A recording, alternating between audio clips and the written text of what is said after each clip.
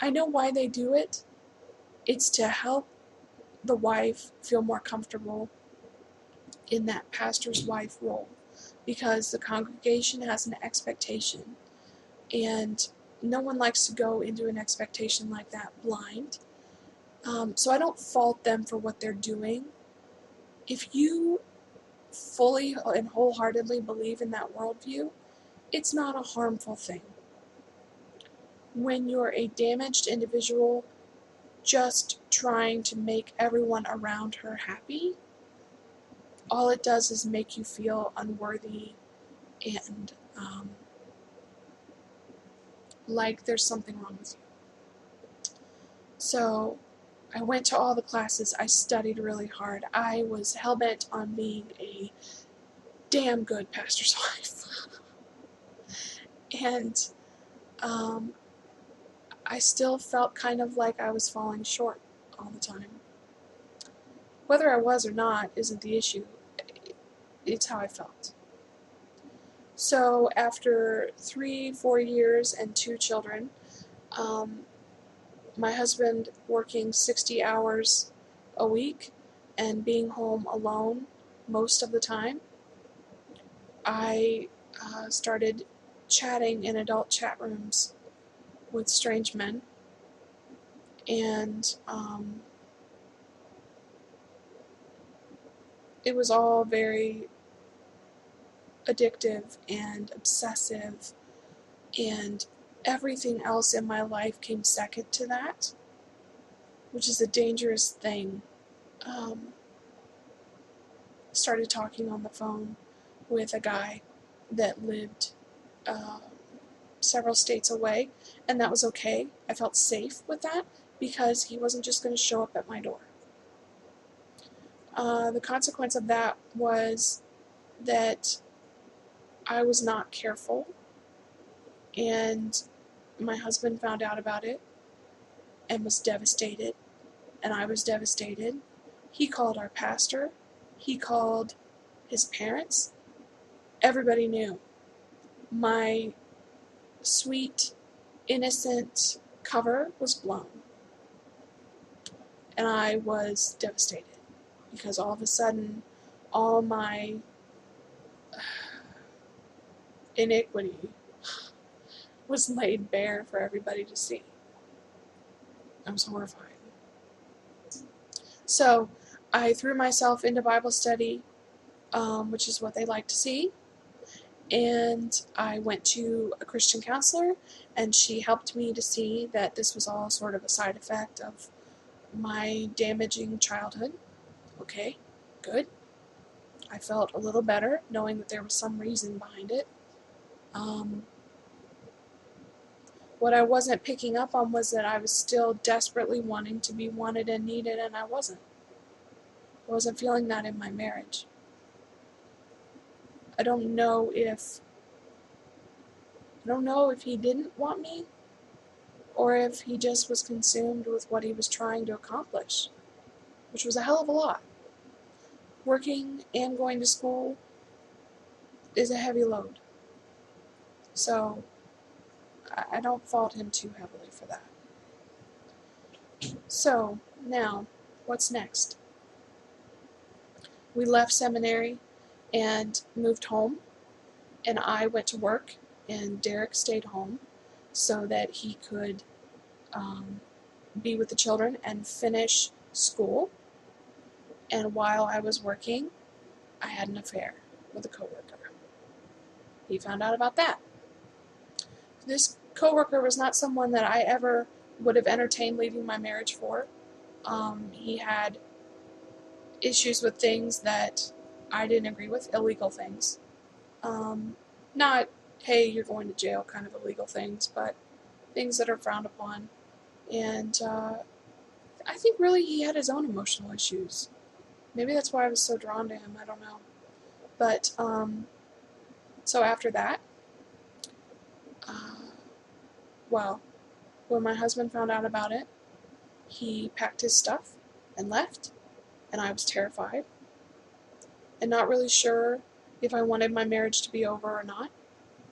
And I remember he would call me and he would say, things like, I need you to read this book, and I need you to be completely honest with me about how you're feeling. And I need, it was very, you need to do this and you need to do that. And I was broken. I was devastated and just a mess.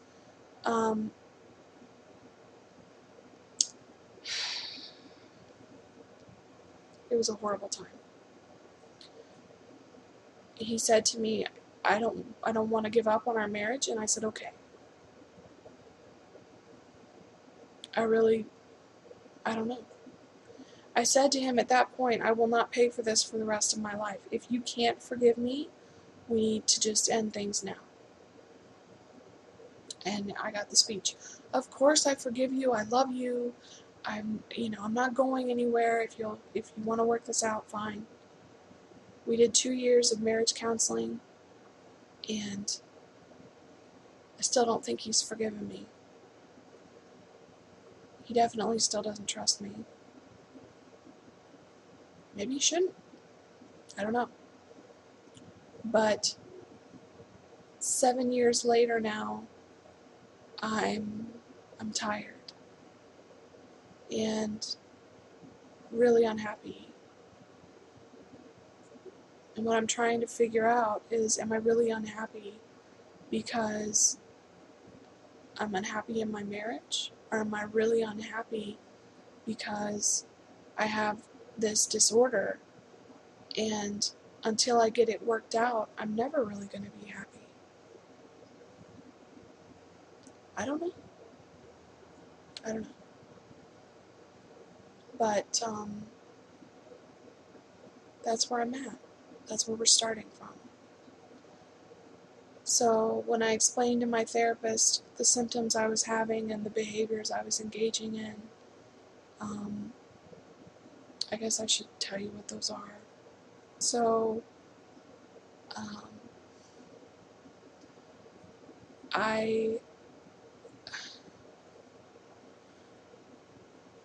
it's even hard now.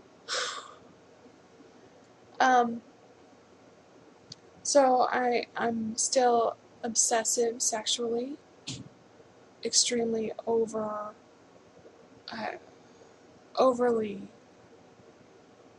sexual.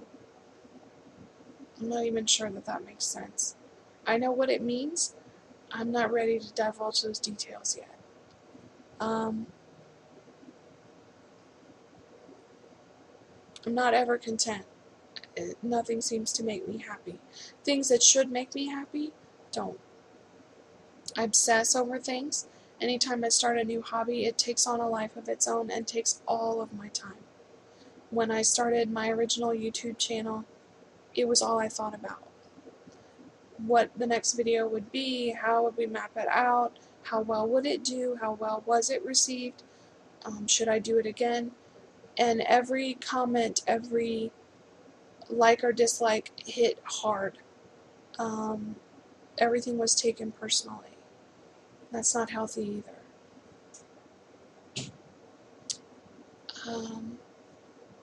Destructive behaviors are there. They're just not the same kind of destructive behaviors that you see typically with BPD. I don't cut. I don't have suicidal ideations. I really don't drink much. A little bit, but more for recreation than anything else. I don't do drugs. I never have. Never really wanted to. But I've often said that if I wasn't, this is going to come off so bad, that if I was more attractive, thinner, I probably would have been engaged in some pretty risky sexual behavior. And that's where the destructive behaviors come in. So, I don't know. I don't know what's going on. My therapist seems to think there's a possibility with the over-sexualization and the obsessive behavior that we could be looking at bipolar disorder. But she also feels like there are a lot of telltale signs for BPD, in that It only takes the slightest thing to completely destroy me on any given day. I got frustrated on Friday because I couldn't get a psychiatrist on the phone. I've had a lot of trouble getting an appointment with somebody who didn't want me to dump my therapist and take theirs. I don't want your therapist. I have my own. Thanks. But I got so frustrated that I broke down in tears in the conference room. I mean, it was completely disproportionate to the trigger. And then I immediately started looking for attention to make myself feel better. And that's unhealthy. And it makes you feel shitty. So then you feel guilty about it, and then you do it again. It's like a horrible cycle. And that cycle thing was recognizable to me as BPD. So that's why I feel like that's a definite and the bipolar is a maybe. But like I said, no psychiatrist appointment yet. So we wait. And I guess that's where we're going to leave off today. I don't know how often I'll be uploading. Probably when there are significant mood swings or significant changes. So, I don't know. I welcome feedback. I'll answer questions as best I can. Try not to be a jerk face, or I'll boot your butt off my channel. Okay. Have a good weekend. Bye.